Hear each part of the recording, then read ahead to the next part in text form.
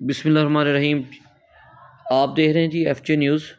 और व्यूअर्स, आपके लिए बड़ी दिलचस्प एक वीडियो लेके आए हैं कि गुजरांवाला के एरिया में बकारियों की दादी जो है ना वो फौत हो जाती है। उसका चिल्सवां होता है। 12,000 से ज़ायद गदागरों की पुरतेश दावत जो है उसकी वीडियो वायरल हो चुकी है।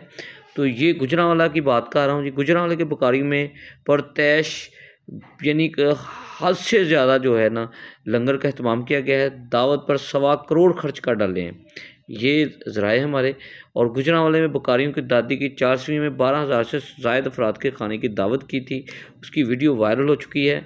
और मुतवफ़ी खातून के पोते का कहना है कि मुल्क भर से गदागार बरादरी के लोग खाने में शरीक हुए हैं। 60 मन जो है मटन पकाने का आर्डर दिया गया था। इसके अलावा 10 देगे मीठे चावल और मुरब्बे के भी बनाए गए थे।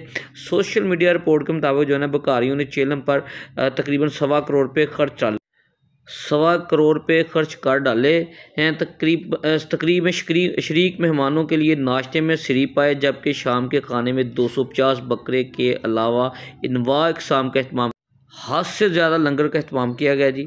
छोटा बकरा, छोटा गोश्त, बड़ा गोश्त, सब ये खाने अहतमाम किया गया। अगर मेरी वीडियो आपको पसंद आई हो तो फॉलो भी कीजिएगा, लाइक भी कीजिए, शेयर भी कीजिएगा।